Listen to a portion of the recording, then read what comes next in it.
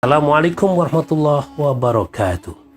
Semoga Allah limpahkan sehat afiat kepada kita semuanya. Amin. Ya Rabbal Alamin. Ketika kita bicara tentang manfaat bekam dari sisi manapun, dari sisi ilmiah, melalui riset, penelitian, atau apapun, maka kita tidak boleh melupakan satu substansi utama. Apa itu? Landasan hukum dari hijamah atau bekam ini. Yang tiada lain adalah sunnah Rasulullah Sallallahu Alaihi Wasallam. Artinya apa? Ketika kita bicara tentang berbekam, berhijamah, maka itu sebenarnya tidak lepas dari aspek iman. Karena bekam hijamah ini merupakan bagian dari sunnah Rasulullah Sallallahu Alaihi Wasallam, kita khususnya orang Islam dituntut untuk mengimani sunnah Rasulullah Sallallahu Alaihi Wasallam. Karena apa? Hijamah bekam ini merupakan bagian dari perbuatan, perkataan, takrir, penetapan Rasulullah Sallallahu Alaihi Wasallam.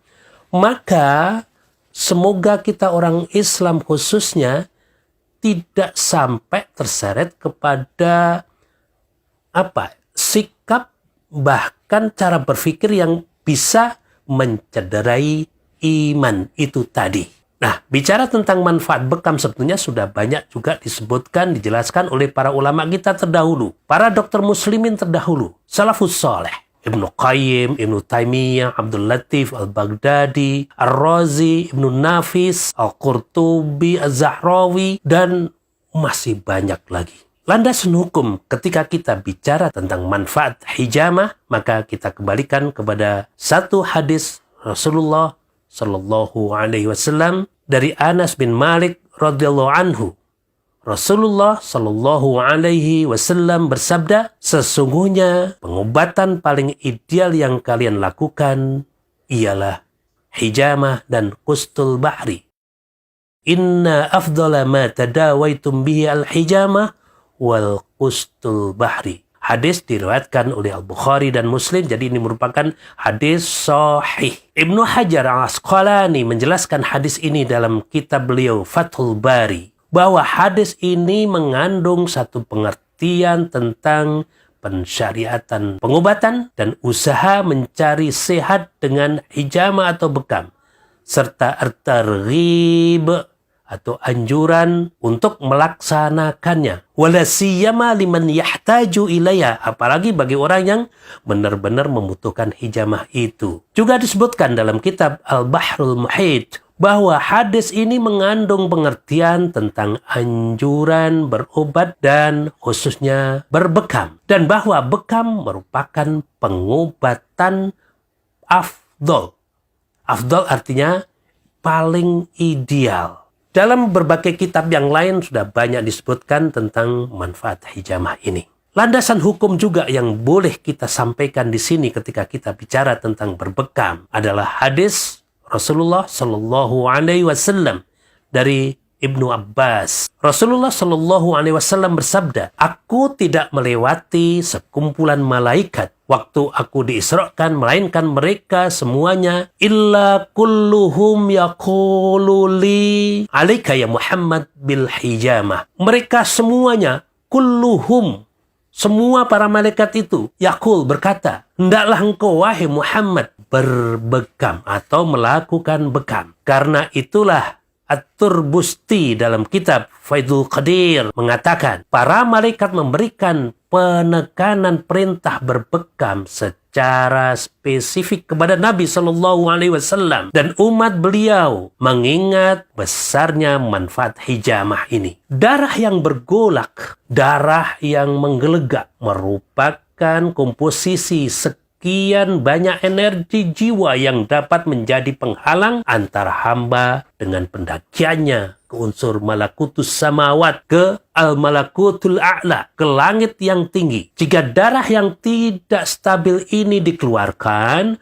maka ia akan mampu membuat jiwa manusia menjadi tunduk, semakin stabil, semakin lembut, semakin halus, semakin mampu mampu memunculkan energi jiwa yang jiwa itu punya kecenderungan ammarah bisu, menyuruh kepada yang buruk-buruk. Sehingga cahayanya, cahaya hamba, cahaya manusia yang sudah bersinar akan semakin bersinar. Hadis ini diriwayatkan At-Tirmidzi, Ibnu Majah, Ahmad, dan At-Tabrani, dan disahihkan oleh Syekh Nasiruddin Al-Albani dalam kitab beliau, Kitabuz Jami'is Shaghir wa Ziyadatuh. Kalau hadis yang di atas tadi merupakan perintah kepada Rasulullah Sallallahu Alaihi Wasallam secara khusus, dalam hadis lain yang juga diriwayatkan Ahmad dan Ibnu Majah, ada ucapan para malaikat, mur ummataka bil hijamah, perintahkan umatmu wahai Muhammad agar berbekam. Perintah berbekam ini merupakan dua macam perintah khusus kepada Rasulullah Sallallahu Alaihi Wasallam dan juga perintah agar beliau Rasulullah memerintahkan umatnya berbekam. Maka itulah yang kemudian dilakukan oleh Rasulullah Sallallahu Alaihi Wasallam. Beliau juga berbekam. Bahkan ketika beliau jatuh dari unta, kemudian keselio kaki beliau, beliau pun berbekam. Dan masih banyak lagi hadis-hadis lain yang menjelaskan bahwa beliau juga berbekam secara rutin. Catatan dari hadis perintah para malaikat berarti perintah Allah kepada para malaikat yang disampaikan kepada Rasulullah Sallallahu Alaihi Wasallam ini merupakan Masya Allah oleh bagi umat Muslim, bagi umat Rasulullah Sallallahu Alaihi Wasallam yang disampaikan langsung dari langit saat beliau Isra dan Mi'raj. Jadi tidak jauh beda dengan oleh Rasulullah Sallallahu Alaihi Wasallam ketika Isra dan Mi'raj perintah sholat. Bedanya kalau perintah sholat merupakan perintah fardu wajib, perintah berhijamah atau berbekam merupakan sunnah, bukan wajib. Tapi mengingat bahwa ini merupakan bagian dari sunnah Rasulullah Sallallahu Alaihi Wasallam, maka kita dituntut untuk mengimani dan akan lebih afdal lagi ketika kita melaksanakannya. Semoga Allah limpahkan sehat afiat kepada kita semuanya dan kita juga dianugerahi iman yang kuat kepada Rasulullah Sallallahu Alaihi Wasallam sebagai panutan kita. Amin ya rabbal alamin. Assalamualaikum warahmatullahi wabarakatuh.